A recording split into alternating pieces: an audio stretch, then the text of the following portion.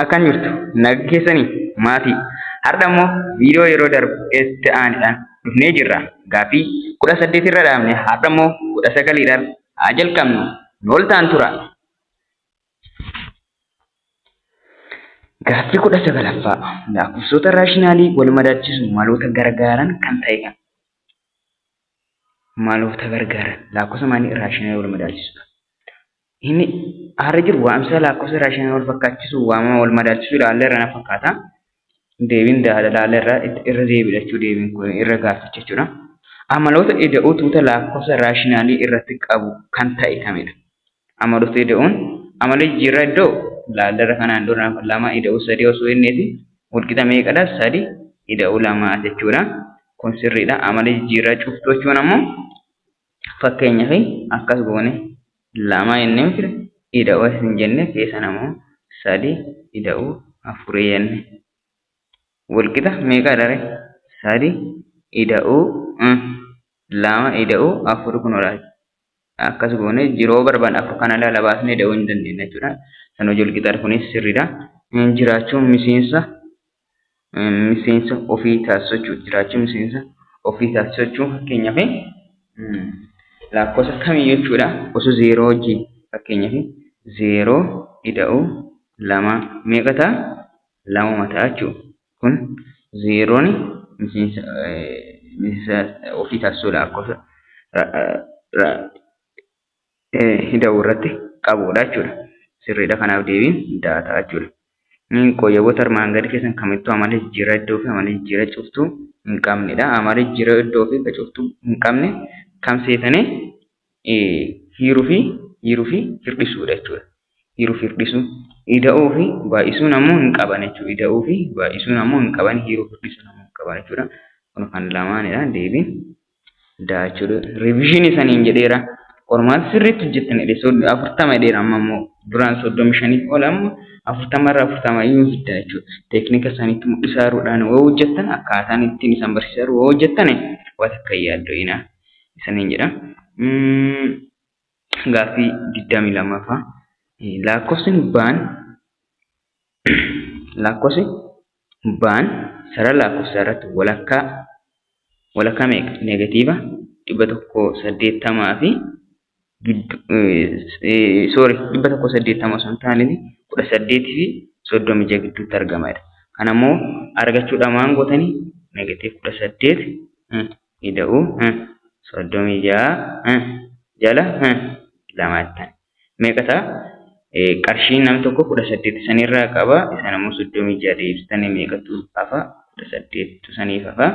8 lama dhafu irraa ammoo 9 jechuudha. Kanammoo kitaaba irratti akkasitti bifa saniif galuuf hojjennee dhoksaneeran kitaaba irra jechuudha bakka isaa jechuudha. So deebiin kanaaf maal ta'a? 9 ta'a. Negatiiv 9 muti x gootanii kunis x dha. Sorry. Kunis x ta'a. So deebiin kam ta'a? Daara jirtu ta'a jechuudha. Baay'ataan masaanuu irradana baay'ataan masaanuu kana meeqadha? Negatiiva poozitiiva duwwaa tokko 8 miti duwwaa tokko 8 jechuun meeqadha? 8 irra 10 jedhaara lakkaadhaan 8 irra 10 baay'isuu kanaan garagaltuun isaa meeqadha? 10 irra 4 hin jenne 10 irra 4 10 irra 4 kun kanaan bada 8 4dha hoo irra meeqadha? 2 ta'a jechuudha. Dhiifama jalqaba irratti inni walitti daakaa jedhamu fakkaata jira. Dhiifama haa ta'a jechuudha deebiin isaa. Funyoo kan wadaroon 10 meetira dheeratu irraa uumaawwan 12 meetiraa fi 12 irra 7 meetiraa fi 7 irra 4 meetira irraa yoo murame dheerinni funyoo fi hammam ta'edha. Funyoon meeqa dheerinni isaa? 10 irraani meeqa dhisna? Uumaawwan 2 jechuun 12 irra 7 ida'uu 7 irra 4 ayideenu amma kanneen fakkeenyaaf wal fakkaachisuudha. Maangoona baay'isuu 4 akkana fakkaatutu baay'isuu 4 jenna. Asiin ammoo baay'isuu 7 jenna. So baay'isnu kunneen meeqa? 12 baay'isuu 4 ammoo 40 2 8 48 48 ida'uu 49 jala 28 jechuudha wandoo ngora jechuudha. Meeqa ta'a kun jechi asoo dhufu meeqa ta'a 97 ta'a. 97 irra meeqa ta'a 28 jechuudha. 97 irra 28 ta'a. So amma kudhan jala tokko hir'isu 97 irra 28. Kana jechuun baay'isuu 28 baay'isuu 28 dha jechuu kallattiidha. 280 irraan 97 hir'isna jechuudha. 97 hir'isna kudhan wana kudhan sadii ta'a. As torbattoofa asiin tokko fudhatu kudhanii torbataa kudhan torbarraanii sagal akkuma beekamu kudhanii torbarraa sagal yoo hir'isne meeqattu nu hafa kudhanii torbarraa sagal hir'isne 8 tu hafa 8 asamuu tokko jechuudha 180 meeqa 3 irra 28 jechuudha. So deebiin keenya isa kan ta'a isa irratti jiru kana ta'a jechuudha. Dhagaa fi biraa laada wadaan yeroon keenya hin geenne waan ta'e daqiiqaa 8 irra jira waan ta'eef kun ammoo boodi maasii fayyadamtanii boodi maasii seera boodi maasii fayyadamtan gaaffii meeqa fa'a 25 boodi maasii barattoonni boodi maasii hin beekne jiraachuu dandeetta waan ta'eef boodi maasii jechuun fakkeenyaaf yoo baay'istan yoo hiirtan adeemsa ittiin fayyadamu. Jalqaba fakkeenyaaf boodi maasii jechuun biraakkeettidha. Kun ammoo ruutii fakkeenyaaf lakkoofsa iskeeriidhaan bifa akkasiidhaan kan jiru yookaan bifa akkasiidhaan fakkeenya kan jiruu fi isa baa kana fayyadamtanii isa oo kana fayyadamtanii isa baa kana ammoo lakkoofsa biraakkeetti keessa kan jiru baay'isuu ta'ee da'uu ta'ee fayyadamtanii kun ammoo hiiruudha. Kun ammoo baay'isuudha.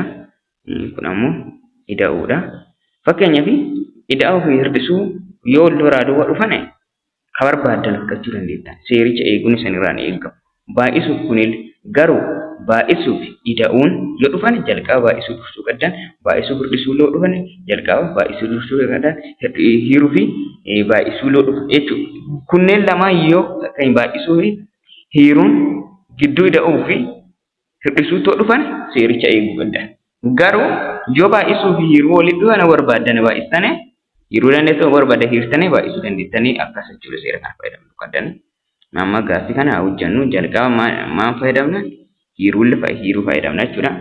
Ishi 16 4 irraa 30 hir'isuu 20 16 4 hiiruu meeqa ta'a? Akkuma beekamu 4 ta'a. 4 dha. Ida'uudha 12 dha. Ishi negatiivii 20 baay'isuu 4 meeqa dha? 30 hir'isuu 80 fi 80 ida'uu 12. Amma barbaadan hir'istan barbaadaa edhiitan jechuudha. Sababni isaa ida'uu fi hir'isuu qofatu jira waan ta'eef jechuudha. Negatiiva meeqa ta'a? 50 ta'a. Ida'uu 12 dha. 12 edhiitan meeqa ta'a? Negatiiva 38 ta'a jechuudha. So deebiin keenya isa kamidha? Isa irratti jirudha jechuudha. Gaaffii 26 ammoo kanneen armaan gadii keessanii kamittuu dhugaadha? Ida'amni lakkoofsota lakkaawwii lama lakkoofsota lakkaawwii ta'a. Lama ida'uu 3 lakkoofsa lakkaawwiiti. Lakkoofsa lakkaawwii ta'a.